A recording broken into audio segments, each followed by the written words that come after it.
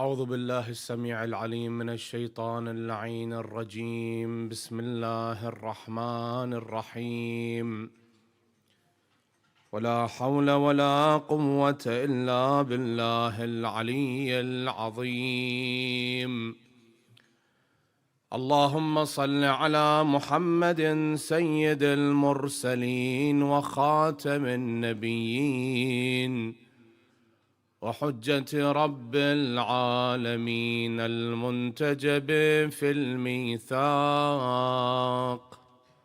المصطفى في الضلال، المطهر من كل آفة، البريء من كل عيب، المؤمل للنجاة، المرتجى للشفاعة، المفوض إليه دين الله. السلام عليك يا أبا عبد الله وعلى الأرواح التي حلت بفنائك وأناخت برحلك، عليك مني سلام الله أبدا ما بقيت وبقي الليل والنهار، ولا جعله الله آخر العهد مني لزيارتكم. السلام على الحسين وعلى علي بن الحسين وعلى أولاد الحسين وعلى أصحاب الحسين وعلى أخته العقيلة عقيلة الطالبين زينب الكبرى وأخيه أبا الفضل العباس، ورحمة الله وبركاته. من كلام سيدنا ومولانا أمير المؤمنين علي بن أبي طالب عليه أفضل الصلاة والسلام، إلى ابنه الإمام حسن المجتبى عليه السلام أنه قال: أحيي قلبك بالموعظة وأمته بالزهادة وقوة باليقين، وقوه باليقين، ونوره بالحكمة، وذلله بذكر الموت، وقرره بالفناء، وبصره فجائع الدنيا، وحذره صولة الدهر، وفحشا تقلب الليالي والأيام، وأعرض عليه أخبار الماضين، وذكره بما أصاب من كان قبلك من الأولين، وسر في ديارهم وآثارهم فانظر فيما فعلوا وعما انتقلوا وأين حلوا ونزلوا، فإنك تجدهم قد انتقلوا عن الأحبة وحلوا ديار الغربة، وكأنك عن قليل قد صرت كأحدهم، فأصلح مثواك ولا تبع آخرتك بدنياك، ودع القول فيما لا تعرف والخطاب فيما لم تكلف، وأمسك عن طريق إذا خفت ضلالته. The Imam continues with his wasiyah, with his will to his son, Imam al-Hasan al-Mujtaba alayhi afdalus salati wassalam, as we started last night with this wasiyah, the 31st letter in Nahj al-Balagha, where the Imam Amir al-Mu'mineen wrote this letter after the war of Siffin in a place called Hadirin that is near Siffin. It is considered the second longest letter in Nahj al-Balagha. The Imam starts after the introduction and after the introduction to the Imam as well, to Imam Hasan al-Mujtaba. The Imam here starts with this, that the Imam says, أحيي قلبك بالموعظة, revive your heart with موعظة. With موعظة, this heart can be revived. وأمته بالزهادة وقوه باليقين ونوره بالحكمة. When it comes to this very majalis that we have, you find that the Shia sect of Islam has more majalis than anyone else throughout the world. Any other religions, if you look at them, any other groups, you don't find anyone near to what we have. From the munasabat, from the occasions, the ones that we celebrate from, and of course the one that we commemorate, the birthdays, the a'yad, and of course the commemoration, the martyrdoms of Rasulullah sallallahu alayhi wa alihi wasallam and the Imams. You find even Rasulullah sallallahu alayhi wa alihi wasallam, the Prophet of God, he even asked for maw'idha from Jibreel. Not just from Jibreel, there is even a hadith that the Prophet saw the Prophet of Islam, and Prophet of Islam is Khairul Bashar, the greatest of all creation. There is a hadith that the Prophet says to Iblis that, tell me of what you know. Iblis lived for thousands of years and he has many experiences, to which Iblis, it's a long, lengthy hadith, I'll summarize it, to which Iblis said, Ya Rasulullah, there is a couple of things I hate when I see them. One, the greetings of the mu'mineen. When the mu'mineen, they greet one another and they embrace one another, and there is no problems between the mu'mineen. This infuriates me. This makes me angry. I don't like that. So whenever you can, shake the hands, embrace your Muslim mu'min friend, and show your love toward them, because that angers shaitan, Iblis al-Abalisa. The other thing that he mentions here, he said one of the ibadat, and the greatest of the ibadat, the one that has an effect on me, the greatest of them all, is the prostration, sajda. When I see the mu'min in the prostration, this makes me angry. Whenever he or she from this mu'mineen, they have taken this prostration, this ibadah, and they take longer and longer, that makes me angrier and angrier. So you see, not just Rasulullah sallallahu alayhi wa alihi wasallam, even when it came to the other prophets, there is always this maw'idha. There is always this advice, either from them or they ask a person for an advice. If that person is older, if that person knows what, of course the Imams and the Prophets, they know what others they don't know. They have all the knowledge of the universe. But the reason behind this is that you should ask all the time for maw'idha. Here the Imam says, أحيي قلبك بالموعظة. Revive the heart of yours. And then the Imam here talks about death again. Again about death. Why is the reason that is always about death? If you look at the modern society, especially in the Western countries, they refrain from remembrance of death. It's always about this life. Enjoy it. If you look at the slogan of, for example, Nike, what does it say? Just do it. Just do what? Just enjoy life. Just enjoy life. But when it comes to Islam, when it comes to the traditions of Ahlul Bayt, to the tradition of Rasulullah sallallahu alayhi wa alihi wa sallam, the Prophet says, أكثروا ذكر هادم اللذات. Always remember the one that the ladhat, these kind of desires and this kind of what we consider to be this beauty and sweetness of life. Remember the one that destroys all of that demolishes all of that.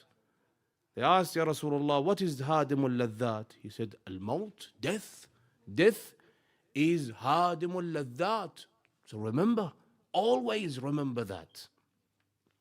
There is a beautiful hadith that brings these two together. One, maw'idah, and the Prophet asking for maw'idah or for an advice, even though Rasulullah doesn't need it. He's complete, he's the greatest of all creation. And of course, death. These two combined together. Rasulullah sallallahu alayhi wa sallam says, Jibreel came to me, the archangel. And I said to Jibreel, Ya Jibreel, عظني, advise me, give me maw'idah. Rasulullah is saying that to Jibreel.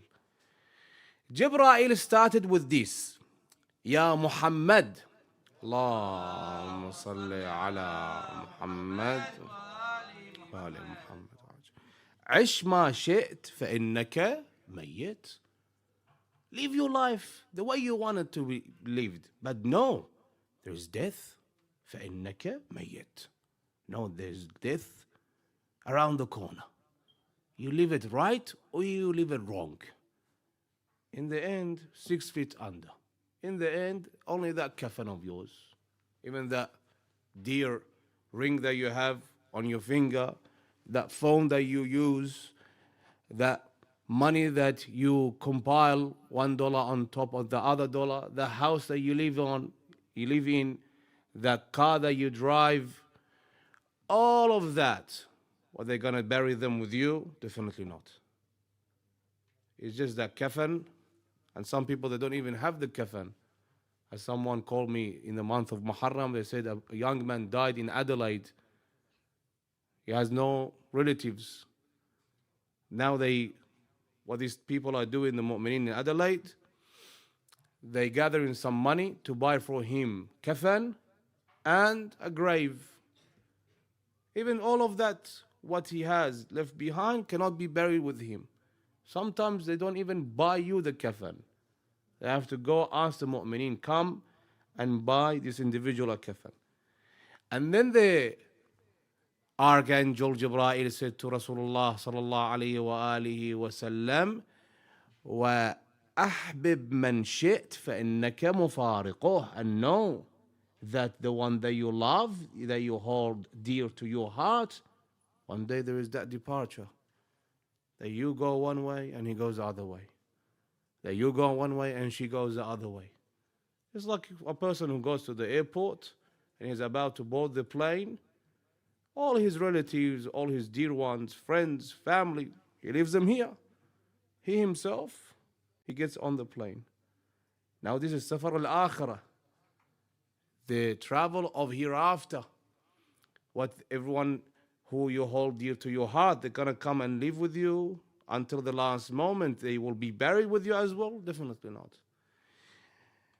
And then Jibreel says, وَاعْمَلْ مَا شِئْتْ فَإِنَّكَ مُجْزِي بِهِ. That everything you do, the result will come back to you. Either that is a reward or a punishment. Everything.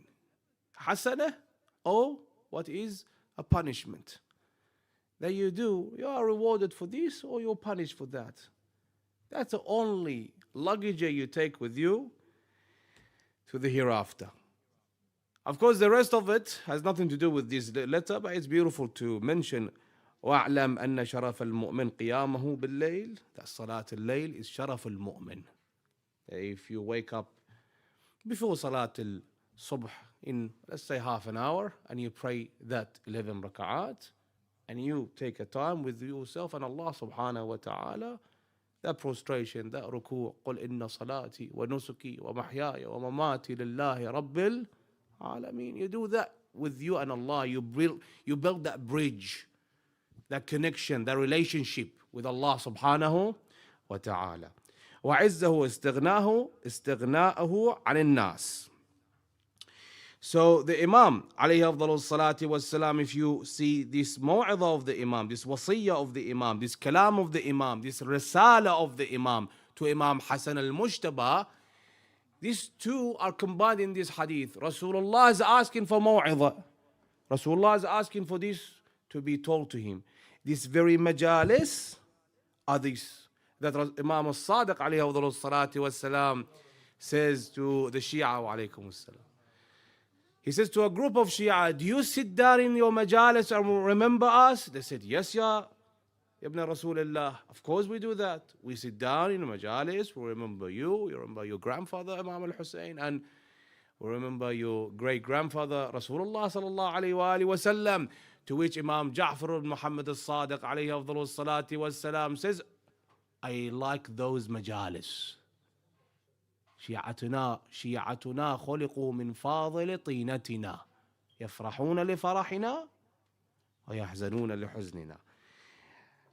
And then Imam al-Sadiq, there is another hadith, just to know that this heart needs revival. من جلس مجلسا يحيي فيه أمرنا لم يمت قلبه يوم تموت القلوب. A day that all hearts die. If a person remembers Ahl al-Bayt alayhim afdalu salati wassalam in this very majalis, this very gathering, what happens? You revive it, and in this heart of yours doesn't die the day that all hearts die. So the Imam comes to this. The Imam says, go, travel, and see the other ruins, other civilizations. See where they came from and where they ended up in. And seek from them and learn from them of the wrongs and their goods. If they done wrong, don't follow the wrong. Don't repeat the wrong. If they have done right, do what they have done of this right. So the Imam alayhi afdalu salati wassalam comes to this, وَلَا تَبِعْ آخِرَتَكَ بِدُنْيَاكَ. Don't sell your akhirah for this dunya. Looking at the people who fought Imam al-Hussein alayhi afdalu salati wassalam in Karbala on the day of Ashura, one of them, of course, the best example is Umar ibn Sa'd alayhi la'anullah. Umar ibn Sa'd, Imam sat with him more than once. More than once. If you look at this example, this person, this individual, his heart is dead. Hujjatullah is sitting with him. Rayhanat Rasulullah is sitting with him. Is talking to him, advising him, but when the heart is dead, you can't revive it. That's it. The heart is dead. The Imam says to him, you're here to fight me and kill me for what? Mulk Ray. Governorship of Ray. And Ray is all Persia. At that time, if you had the governorship of Ray, that means you rule all of Persia, modern day Iran. The Imam said to him, they will not give to you Ray, not even an inch of it. Doesn't matter. He comes back to the Imam. What does he say to the Imam? I'm afraid they might harm me, kill my family, destroy my house. The Imam says to him, I give you a house. I protect your family. No. This person خسر الدنيا والآخرة. خسر الدنيا والآخرة. And he himself even says it, that I'm going after a paradise that takes years and years to get and achieve for something that it's right now. For me, this bite is ready for me to consume, and that is governorship of Ray. In his mind, it's right there. He's promised to be given governorship of Ray. But later on, governorship of Ray, not even an inch of it, of Ray or anywhere else. To the point that he was casted away from the mosque of Kufa. They saw him as a person with disease. And of course, the one who kills Imam al-Hussein, he has the worst of all diseases. The children, they throw rocks at him. And like the Imam's dua, when his son, dear son, Ali al-Akbar, went to the battlefield, and he said to Umar ibn Sa'd that the one who is closest to the Prophet is in face, his creation, أشبه الناس خلقا وخلقا ومنطقا برسول الله قطع الله رحمك كما قطعت رحمي وسلط الله من يذبحك على فراشك. This same person, Umar ibn Sa'd, خسر الدنيا والآخرة, to the point that they decapitated him, they killed him and his son in his house while he was sleeping. So we have many types of people. The one who sells this akhirah, the hereafter, that is for eternity, for what is this dunya? That it's couple of days, couple of months, couple of years, and the end, it's all death. Is there more than that? Is there more than that? Definitely not. وَدَعِ الْقَوْلَ فِي مَا لَا تَعْرِفْ. If you take only this, from this letter, it's enough.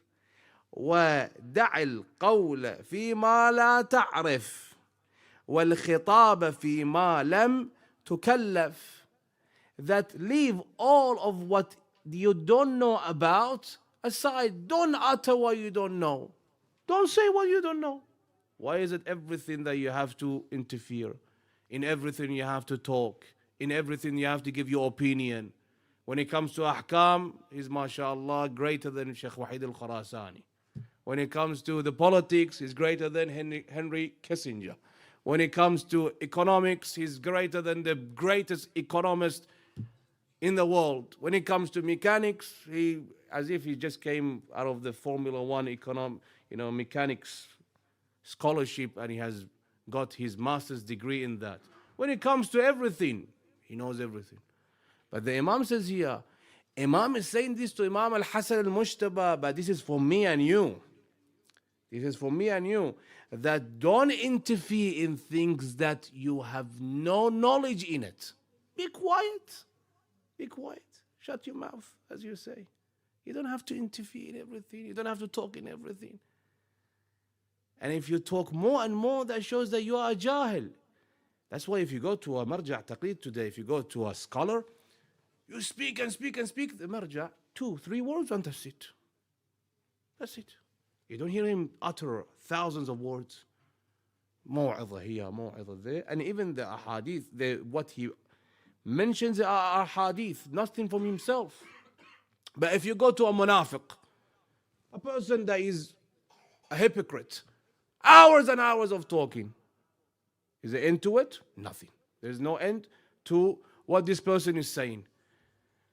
And there is no benefits of what this person is saying. There is no benefits of his words. There is no benefits of his knowledge. There is no knowledge at all. So that is what the Imam is saying. وَدَعَ الْقَوْلَ فِي مَا لَا تَعْرِفْ. What you don't know, don't say anything about it. Don't talk about it. Don't interfere. Sit down and listen. Listen. And that's the problem we have today, that when it comes to ahkam al-shar'iyya, everyone is a scholar. And so that's very hard for a person to interfere in this kind of affairs. And especially when it comes to religion. When it comes to religion, know your limits. Know your limits. When it comes to a scholar, the more pious of the scholars, when it comes to any of the ahkam, what does he say to you? He gives you the hukum, he tells you the answer, and he says in the end, be careful, have precaution there. But when it comes to anyone else, this is what the Imam said, this is what the Prophet said. Are you sure? That's why you see one of the muftarat in Shahr Ramadan Mubarak is what? Lying. Lying of what? Uttering lies on the Imams and on the Prophet. Be careful of a person that might utter any words that might be lies. Sometimes it's not intentional, but what you say might come to this point. And if that is worse than this, the Imam says here, وَدَعِ الْقَوْلَ فِي مَا لَا تَعْرِفْ. That means what you don't know, don't talk about it. Now, there is worse than that? Yes, that you give your opinion and you come and you lie and you give your opinion and you even come and you backbite. and you accuse the other person.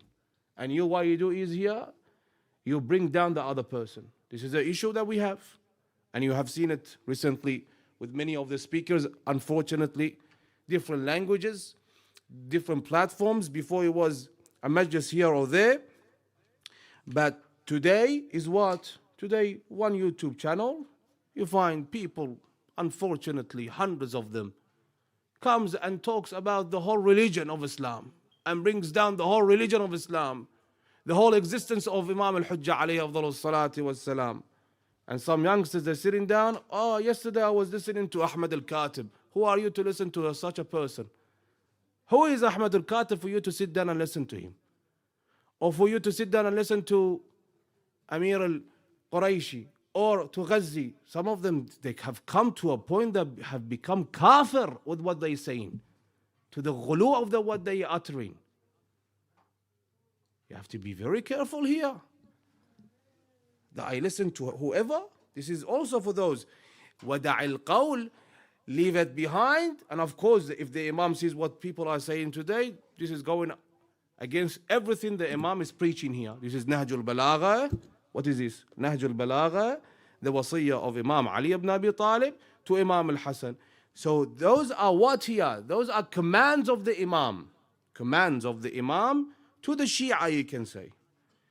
وَالْخِطَابَ فِي مَا لَا تُكَلَّفْ, and don't even interfere in things that no one asked you to interfere in them.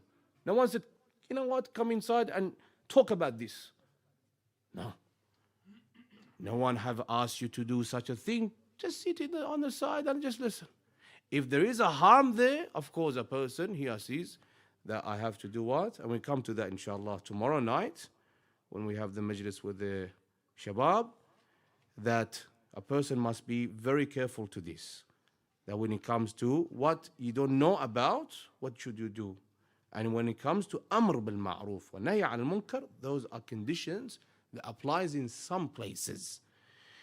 وأمسك عن طريق إذا خفت ضلالته. This is very important. وأمسك عن طريق إذا خفت ضلالته. Don't go to paths, to a road, to a pathway that you might fear that you go astray. Don't. I might go astray from this path. Then don't enter it. Don't. As a precautionary measure, don't enter it. And here, this of course brings it up more than a precautionary measure. This becomes what? A command from the Imam that don't enter somewhere that you might go astray. Especially in this time and age. Don't enter this website or that website, this channel or that channel, this group or that group. This might take you go astray. And how many people that have gone astray because of here and there? How many people have become atheists? How many people have become munkareen, denials? We have people, youngsters, denying the very existence of Imam al-Hujjah alayhi afdalus salatu was salam. Who told you to even open this page or listen to this person? This is, of course, connected to the other one as well. From one side, you have those who utter what they don't know. And here you have other people that enter in things that they shouldn't be entering. That there might be a chance for them to go astray. And that brings us to the hadith of Imam Hasan Almujtaba alayhi afdalus salati was salam, where he says, عجبت لمن يتفكر في مأكوله كيف لا يتفكر في معقوله. And the Imam here saying what? I'm surprised for the one who cares about what he eats, but he doesn't care about what he thinks about. Because for what you eat might give you some disease, might harm you. But when it comes to the mind, when it comes to what is here, no, you get whatever you get from anyone. So, فيتجنب بطنه ما يؤذيه ويودع صدره ما يريده. And that is what is very important for a person to refrain from, for a person not to enter in this kind of ضلالة. فإن الكف عند حيرة الضلال خير من ركوب الأهوال.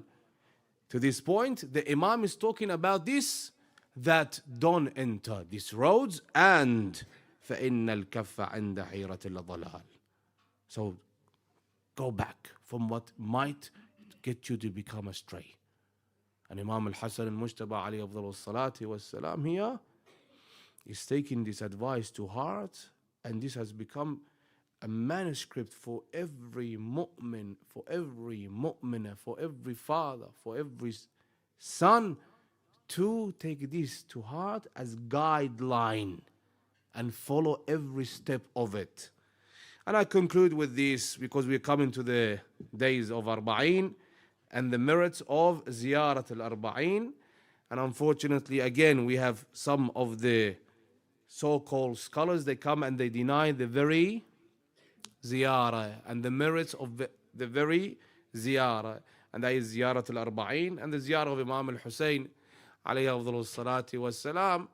You have from one side people that mock, people that accuse, and people who deny. And of course, those are the enemies. And you have from the friends, unfortunately. From the enemies, we have many examples. These people, they come and they even accuse the Shia of Ibadatul Qubur.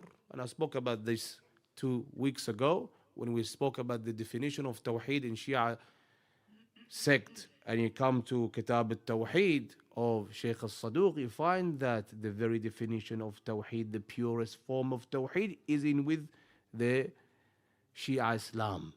It's from the Imams alayhim afdalus salati was salam. For whoever is going to Ziyarat al-Arba'een, they're going to Ziyarat al-Arba'een for what? They go into Ziyarat al-Arba'een to get closer to Allah subhanahu wa ta'ala. There is this hadith of Imam Hasan al-Mujtaba alayhi afdalus salati was salam where he says, قال الإمام الحسن المجتبى لرسول الله يا أبتاه ما جزاء من زارك.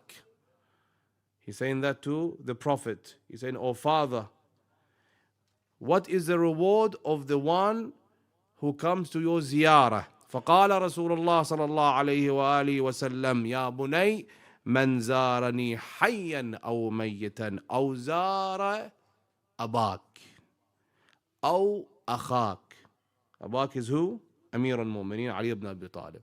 أخاك is Imam سيد الشهداء أبا عبد الله الحسين. أو زارك, or he comes to your visitation, to your shrine. And of course the Imam doesn't have any shrine, and that shows the mazlumiyah of the Imam, that even tonight there is a martyrdom of the Imam. This very majlis is empty. It should be packed. Once a year we remember this Imam, and yet we don't see it necessary for us to come to this majlis, to gather in this majlis, to remember the Imam. You have, of course, the Zuwar of Imam al-Hussein. May Allah subhanahu wa ta'ala increase the number every year, and Karbala for it to be safe. But who are the Zuwar of Imam al-Hasan al-Mujtaba? Baqi' al-Gharqad, if you look at it today, it's demolished. So the Prophet says, أو زار أباك, your father, أو أخاك, your brother, أو زارك, or you, كان حقا علي أن أزوره يوم القيامة فأخلصه من ذنوبه. اللهم صل على محمد وآل محمد. So I will visit this individual, the one who visits you, your father, me, or your brother. I will visit this individual on the day of judgment, and I will erase this person's sins. I will erase it. So this is another indication. When they say this is not a sunnah, here we go. This is a sunnah, not just a sunnah. This is the merit that is uttered by the Prophet himself. The reward of the one who goes to the ziyarah of Rasulullah sallallahu alayhi wa alihi wa sallam, to Amir al-Mu'mineen in Najaf, to Imam al-Hasan al-Mujtaba in Baqi' al-Gharqad, or to Imam al-Hussein, Sayyid al-Shuhada. رزقنا الله وإياكم زيارته في الدنيا وشفاعته في الآخرة يا رب العالمين. اللهم عجل وليك الفرج، اللهم عجل فرجه، سهل مخرجه، اجعلنا من أنصاره وأعوانه يا رب العالمين. يا الله يا رحمن يا رحيم، يا مقلب القلوب ثبت قلبي على دينك. هذا والحمد لله رب العالمين.